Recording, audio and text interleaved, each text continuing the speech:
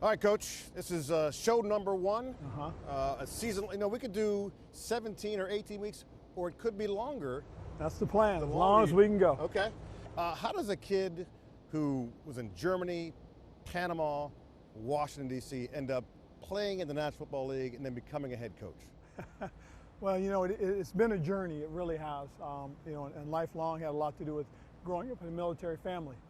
My father being stationed all over the world, all over the United States, really helped to round us, me and my three brothers. And I think just the love of sports is what gave me the opportunity, what created my opportunity to play collegiately, then play in the NFL. And then my love of the game of football gave me the opportunity to become a coach.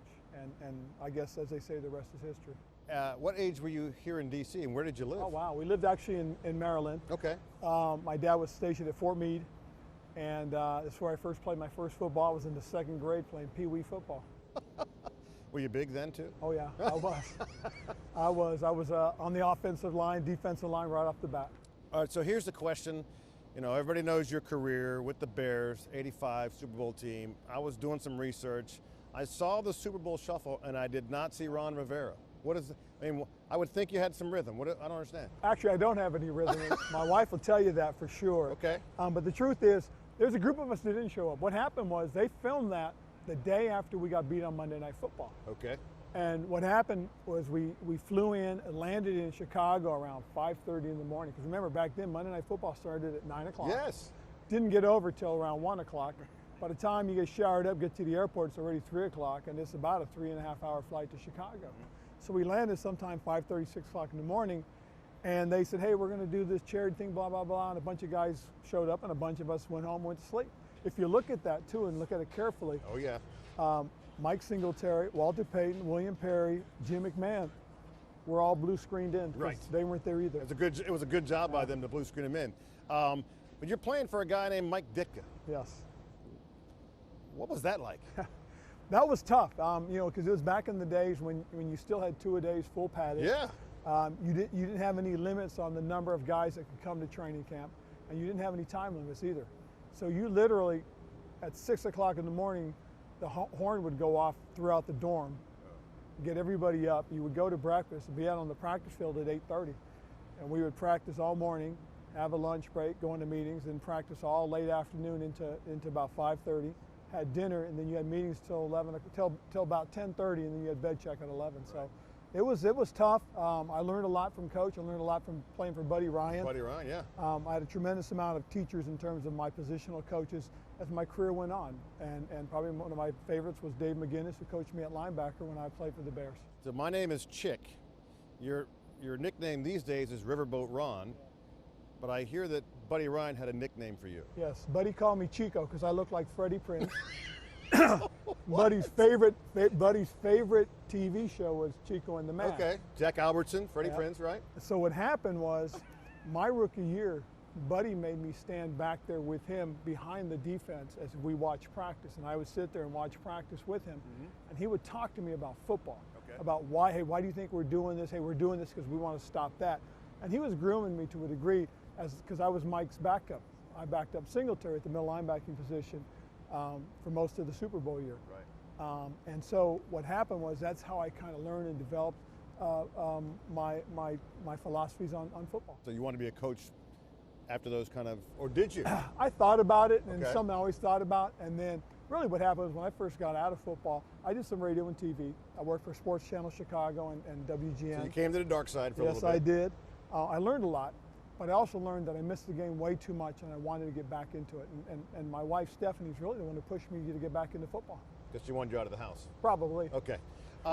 So you go to Carolina, and then you come here. Look, I'm a guy, this year has been an unbelievable year. I've had cancer, I've had COVID, and then I've got this brand new job. You got diagnosed your first year here, and then decided to coach while getting treatment. Did you learn anything about yourself? I learned that I follow directions. I do what I'm told. I try to do what the doctors told me to do. I try to make sure I did all those things. And one of the things that I misunderstood was that I was supposed to work. Okay. That I had to work, that I should not get into the hospital if and I, like I said, I just misunderstood the way it was phrased to me. Mm-hmm. And so that's why I pushed myself without realizing. And I think I found that, if I push myself, I have pretty good limits. Sure. And what did you hear from your players as they watched you go through this while coaching them? I think one of the most amazing things was their support. It really was. And, and it also came at a time when Alex Smith was here and he was making his comeback, which I thought was one of the really tremendous comebacks, and it was something that was really cool. And so they got a couple of examples of guys that really just pushed themselves through to get through things, and I think that really helped our guys, and I think it helped us win that division that year. You got new ownership here, a brand new vibe. With new ownership, though, comes, I don't know if it's job insecurity, but do you even think about that at all as far as what the future holds for Ron Rivera? No. No. I don't, because really it goes back to you take it one at a time. And I can only control what I can control, and that's what I'm doing. So I'm doing the best I can. I like the things that we're doing. I like where we are as a football team. I like where we are as an organization. I appreciate who Mr. Harris is and his partners. If there's been one thing that's really clear cut, more so than anything else, is just their desire to make this a first-class organization, their desire to win. And I think that's important, and it's been very crystal clear and very transparent. So I just appreciate that, and we'll see how it goes. We're going to have 18 to 23 weeks together. I'm going to ask you this one time only. The prior ownership, you came into this with one thought, and then as you're going through it, Coach, there was chaos around this organization. Did that affect your job at all? Was it difficult to keep that out of the building, even though it was in the building? Well, it was hard because, and I said this about the meeting. I said, you guys bring it to us. And so what I've tried to make sure I focus on and try to get the players to focus on is let's focus on what's important, not what's interesting. Mm-hmm. And to me, what was important was what we did on the football field. I understand how serious all the other things were, and I get that part of it. And again, I don't want to make light of it. But my focus as the football coach was to represent the organization as best as I could, and at the same time, get everything we could straight on the football field. Right. You brought in Eric Bieniemy, whose reputation is well known as a guy who that offense is ridiculous. Talking to the players, and when they see that playbook the first time, they're stunned at what can be. Did anything surprise you? You've had a couple months with him now. Anything surprise you about him? Not really. I mean, I got a pretty good insight into who he was.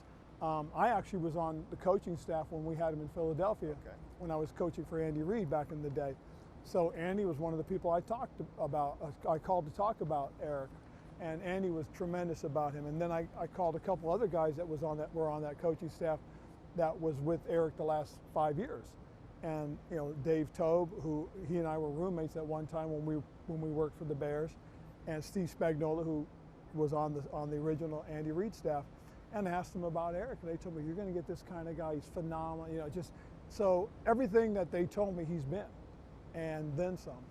And I'll say, it's to me, I do wonder how come he hadn't gotten his chance yet, because I do think he deserves that opportunity based on what I've watched. You surprised by the backlash you got when you talked about him? I was, because again, I didn't get it, because I really believe I'm one of Eric's biggest advocates. I believe in the things that he does. He and I talk about him, and sometimes I do have questions, but his answers make sense. The thing that really caught my attention with him more so than anything else was how he paid attention to details. He reminded me so much of Coach Reid. And then the other thing I really appreciated was what he said on his first press conference. That was, we need to learn to be comfortable when we're uncomfortable. And when he said that, that really got me thinking about a lot of things. And one of the things is that maybe I had gotten comfortable as a head coach. Because for 12 years, I had the same type of system. I had the same type of scheduling. And in talking to Eric and listening to him talk about scheduling and stuff, I thought, you know what? Eric, one of the things I want you to do is I want you to handle the scheduling. I want you to look at what you've done in the past, and let's put it together. Mm-hmm. So I gave him the parameters. He came to me with all of his scheduling, mapped it out. We went through a bunch of things, and I said, hey, how about if we did this, and how about if we did that, and what about this piece? And that's been it. And he's done a great job as it. So I can tell you right now that as a head coach, I can see exactly where he's going to go as a head coach, because it is really about learning to be comfortable when you're uncomfortable. Some of the things that we've done in practice, I did when I was Andy Reid, Right. but I kind of morphed a little bit. We changed them, and now going back to it, I see the other side again. So it's been good for me. It's been good for our football team.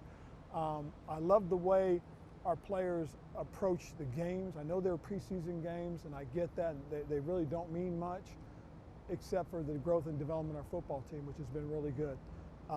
Learning how to finish, learning how to win games. And that is one of the things that we talked about, is winning begets winning. Before we get to who will not be on this squad, you have that awful decision to make, going from 90 to 53. You're cutting a lot of guys. What is that process like? Is there screaming and yelling from the position coaches? Yeah, there is. And I wouldn't say screaming and yelling as much as it's a good conversation. Okay. What we did in our process was yesterday, I met with the entire coaching staff, and we talked about every player at every position. Okay. Then myself and the coordinators, we went in with Marty and Martin and their staff on the personnel side, and we went over every position and every player. Right. And we talked about where these guys could fit. And there was some constant, moving this and moving that back and then putting him back up there. And it went on for a while, Okay. just trying to get to the right spot. And again, we wanted to make sure everybody was heard, and that when we made the final decision, we all felt good about it going out of that room. Now, things are going to change between now and tomorrow when we make the last set of cuts. Sure.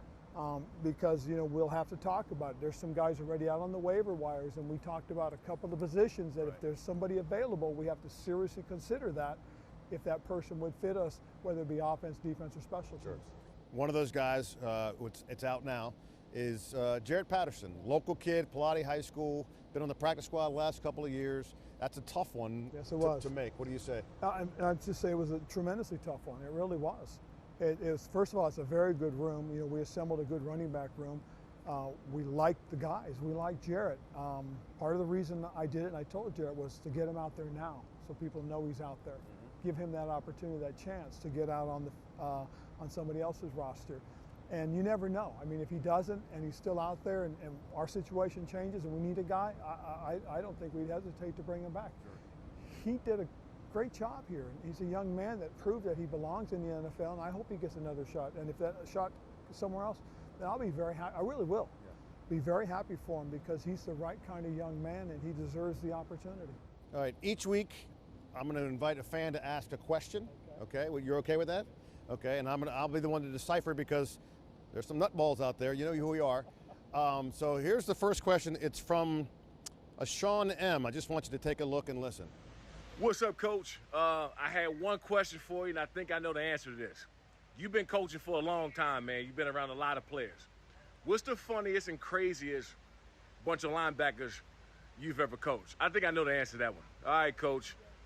Good luck this year. Kick some butt. He does know the answer. Sean Merriman was one of my favorites, guys that I coached. And we have a guy right now that reminds me so much. Who's that? Chase. Okay. He and Chase Young could be brothers. Wow. High praise. Because of the type of young men they are. They love people. They love football. They're really all about it. But that group of linebackers I had in San Diego was pretty special. He was one of the kingpins of it. Just gosh, dog, I can see them all right now. And it was a heck of a group. And at one time, that group of guys, we were the #1 defense in the NFL. By the way, can you hear the police coming for me? I think I just heard that. Coach, thank you very much. We'll see you next week before the first game. Sean Merriman, of course, a Maryland Terrapin, and one of your guys. He wishes you good luck, and so do we. I appreciate it, Chick.